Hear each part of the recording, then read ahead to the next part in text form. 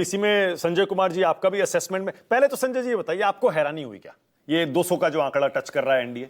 दो तीन चीजें हैं मानक जी। पहला, क्या इस बात की हैरानी हुई कि एनडीए की एक निश्चित जीत हुई? मुझे इसमें कोई हैरानी नहीं हुई। मेरा अपना अनुमान ऐसा था कि करीब करीब 7% का फासला है दोनों के बीच में, लेकिन ये फासला उससे भी बड़ा है, ये साफ दिखाई पड़ रहा है। इस वक्त जो आप अनुमान कह लें आधे रुझान हो चुके होंगे, तो उससे भी बड़ा फासला है। देखने की बात यह है कि अगर आप 2020 से तुलना करें तो 2020 की तुलना में महागठबंधन अपना वोट बरकरार रखा है, लगभग उतना ही है। 38% वोट था उनका 2020 में, इस बार लगभग उतना ही है या 1-8% वो और इजाफा कर रहे हैं। लेकिन अगर आप एनडीए के वोट को देखें, जिसका जिक्र योगेन जी ने अभी किया कि उनके पास भी लगभग उतना ही वोट था और 6% उसमें ऐड कर दें तो वो 5% उससे ज़्यादा थे पिछले चुनाव में भी।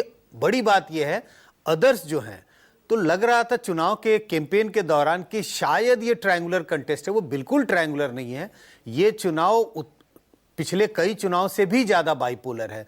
दोनों गठबंधनों के पास लगभग 88-89% वोट जाता हुआ दिख रहा है। तो इस बाइपोलर चुनाव में, जिसका जिक्र योगेन जी ने किया, कास्ट बेस्ड मोबिलाइजेशन दोनों तरफ से बहुत ज़बरदस्त हुई है।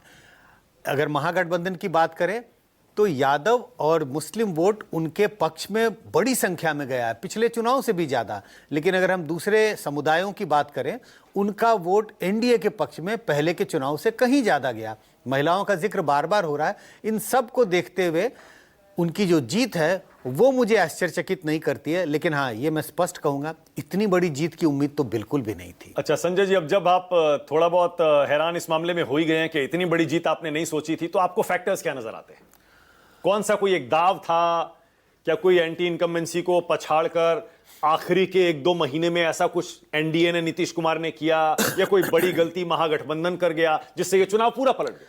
देखिए, ये तो मैं नहीं कहूंगा कि कोई बड़ी गलती महागठबंधन कर गई, लेकिन मुझे लगता है अगर आप चुनाव के कैंपेन को देखें तो क्या हुआ, मोटी सी बात क्या है? मोटी सी बात यह है, एनडीए ने बार बार इस बात पर अपना प्रचार किया कि भाई ये चुनाव एमएलए जिताने का नहीं है, ये चुनाव सीएम चुनने का नहीं है, ये चुनाव है बिहार को जंगल राज से बचाने का।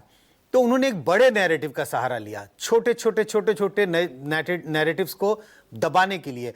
एक एक कंस्टिट्यूंसी में क्या हो रहा है, यहाँ एंटी इनकम्बेंसी है या नहीं, यहाँ हमारे एमएलए से लोग नाराज हैं या नहीं, उन्होंने एक बड़े नैरेटिव का सहारा लिया। और बार बार इसका जिक्र होता था कि अगर आपको बिहार को जंगल राज से बचाना है तो इस बात का ध्यान रखें कि महागठबंधन की सरकार नहीं आए।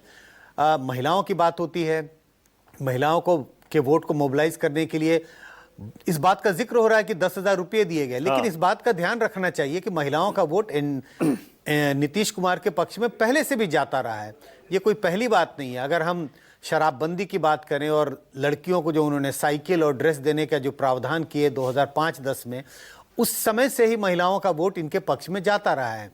तो ये कई फैक्टर्स हैं, लेकिन मुझे लगता है एक बड़ी बात यह है, एनडीए के पक्ष में उनके तरफ से ये नैरेटिव बिल्ड करना कि अगर महागठबंधन की सरकार आई तो जंगल राज होगा। और अगर महागठबंधन के हिसाब से अगर मैं ये कहूँ उनकी विफलता क्या है, कोई एक पॉजिटिव नैरेटिव क्रिएट करने में वो असफल रहे। सिर्फ गठबंधन जो उन्होंने सोशल कोलिशन बनाया उसका वोट उनके पक्ष में गया और नए वोटरों को अट्रैक्ट करने में वो कंप्लीटली फेल रहे। ठीक है, ओके।